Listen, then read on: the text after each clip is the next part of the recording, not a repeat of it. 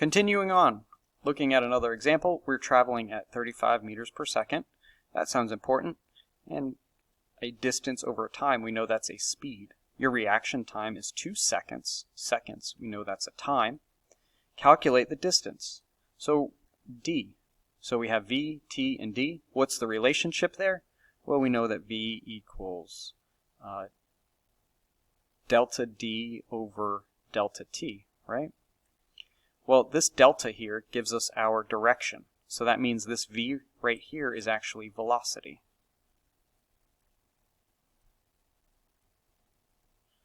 If we remove the delta, then we're just talking about the distance traveled over the time.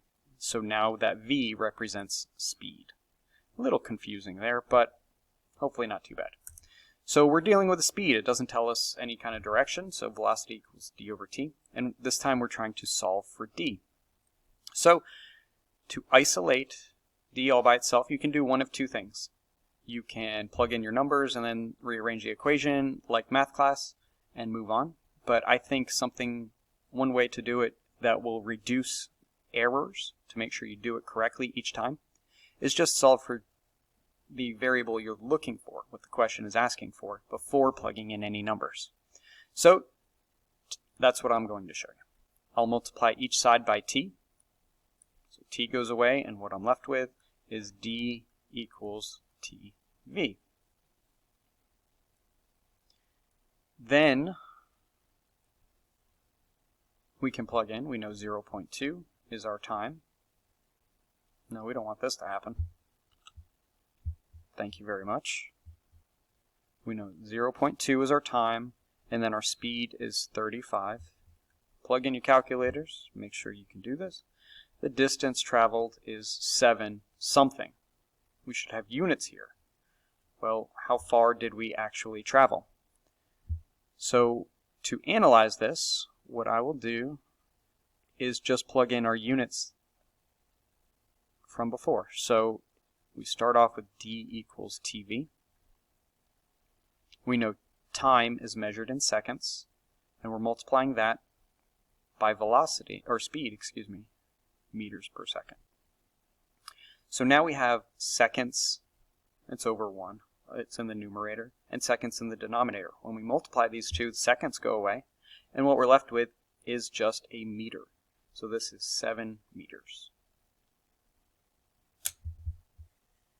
Alright, here's another example, which will be the last one for this section.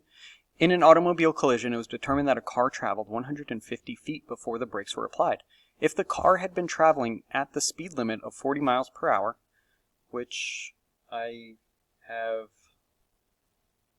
done for you, it came out to be 60 feet per second. 60 feet per second. What was the driver's reaction time? Okay, so we have a speed, again. There's our speed, 60 feet per second. A distance, and we're looking for the reaction time. Well, guess what equation we're going to use?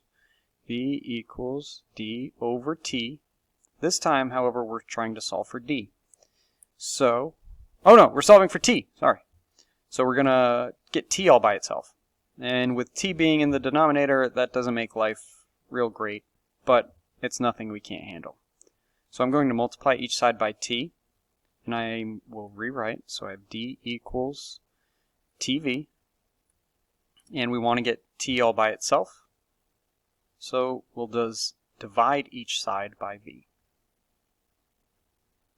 There we go. To get our equation, t equals d over v, which is the same thing as 150 over 60. Having some pen issues. And when we put that into the calculator, we see that t will give us 2.5 2.5 seconds. There we go. There's your answer. Hopefully you got it. Now think about this. In an automobile collision, it was determined, so we saw the reaction time. of 2.5 seconds. If the witnesses say that the driver appeared to be under the influence of alcohol, does your reaction time data support the witness's testimony? Well, that would depend on what your reaction time is.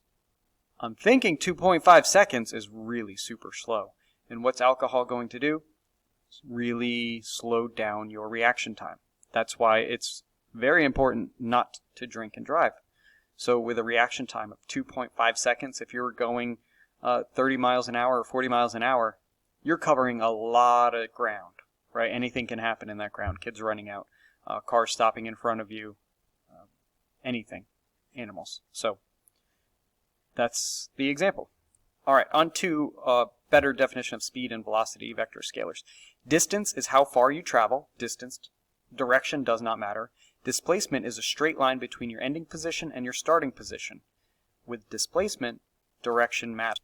For example, if I was to walk 3 miles this way, and then I turn left and I walk 4 miles, then the total distance that I've traveled is going to be 3 plus 4. It's how far I've traveled. 7 miles. Meanwhile, the displacement is going to be a straight line between your ending position and your starting position. In this case, direction matters. So direction matters. So I went east 3 miles and I went north 4 miles, right? My displacement is going to be here, which will be 5 miles. So my displacement is 5 miles northeast, because direction matters. I have to have magnitude, which is 5. Magnitude just means how big or how much. And then northeast is my direction. Speed is distance over time, while velocity is displacement over time. Both are measured in meters per second.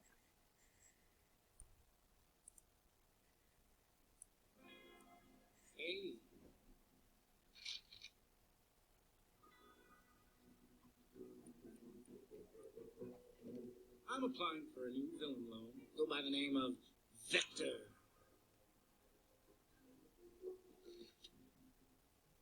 It's a mathematical term. Quantity represented by an arrow with both direction and magnitude. Vector! That's me, because I'm committing crimes with both direction and magnitude. Oh yeah! There you go. Hey. Vector.